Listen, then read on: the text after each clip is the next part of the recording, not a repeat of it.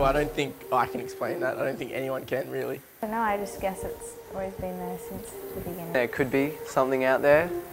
There's no real way of us knowing at this point. It's just always been here. I don't really think about it, I just sort of go with it. God started the world, I don't know if there was a big bang, if this and this happened in what time frame, I just sort of go with. It'll be something, but I'm yet to put a certain thing on it. I think there's something out there. What is there, I don't know yet, and I'm still trying to work it out for myself. Looking up and that endless possibility is really good. Looking up at the clouds and just feeling like I'm floating, just looking up and you can't see anything in the distance. So. Looking up, things are looking up. I think about things that have already begun are going to get better. There's something promising. Just think how everything gets there and you just don't know. In the beginning, God created the heavens and the earth, and He said, "Let there be light," and there was light. All you have to do is walk outside on a dark night and look up into the sky, and you will know when you look up that this God we're worshiping tonight is beyond our wildest dreams. The scripture says, I love the way the psalmist wrote this. He said, the heavens are telling the glory of God. In other words, they're not just up there, twinkle, twinkle, little star. They're on display, and they are shouting back down to all of us who look their way, saying, God is amazing. He is indescribable, incredible, bigger than you've ever dreamed of. He's greater than your biggest prayer, the biggest step of faith you've ever taken. This God is amazing. All you have to do is look up.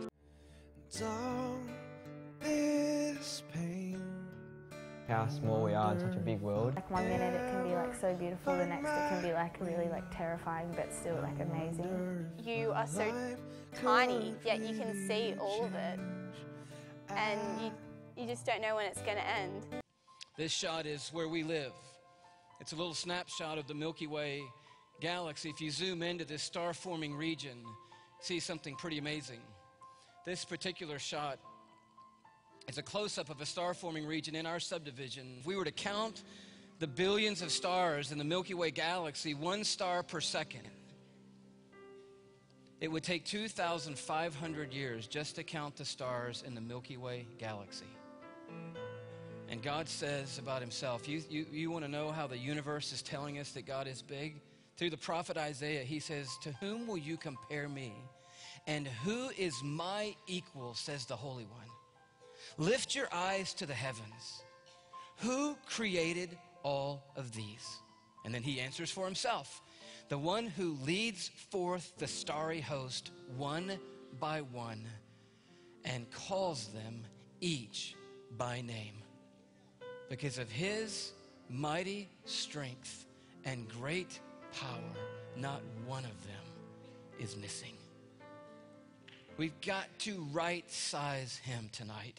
He is not our size.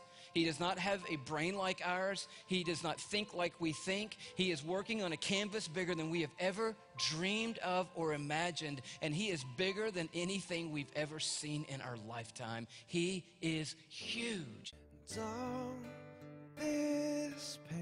Thought of being in an unknown realm with time being irrelevant and the distortion of reality. There's no end to it. It goes on forever and forever and forever.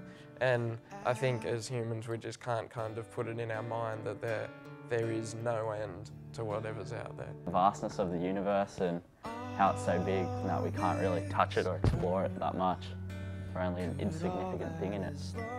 Creation is one of the most beautiful things in the world. Many people say it just came to be like a bang. Who knows, it could have been a bang, but I know God did it with a bang, whether it was over 7 days or 7 years or 7,000 years. Unsure of many things like dark matter. There's lots of unknown things that physics will never explain, I don't think.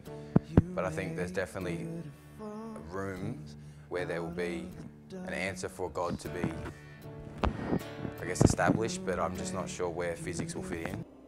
Life is the most mysterious, and of all creatures, we are the most special. Surely there has to be a reason.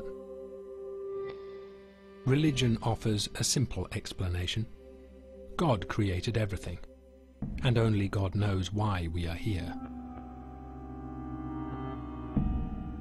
science came to a different conclusion. It found no evidence for a grand plan. Yet recent discoveries have made scientists think again.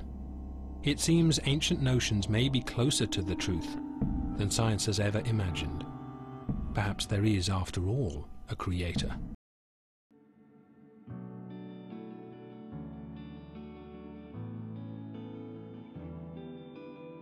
About a purpose, I guess that's a subjective thing, different for everyone. What we're here for is bigger than what we can see and what we know. What if the primary purpose of the universe is not to be a home for you and me, but what if its primary purpose is to show off the splendor and the majesty and the greatness and the glory of the God who created it all? Then the universe is not too big at all. The universe is just about the right size, after all. Our solar system, our galaxy, beyond, has no meaning except for life. No life, no meaning. My existence is directly related to the universe in which I live, not the other way around. We're not a byproduct, we're not coincidental to the universe, but essentially it was created for. Everything fell into place with however he wanted it to. I just don't go much past it because I don't think I'm ever going to get the right answer anyway. So hope and trust and beauty and joy and the thrill of being alive. And when I look up, that's what I feel. But when I look down, I don't see them. I just see the earth on my feet. But when I look up, it changes everything.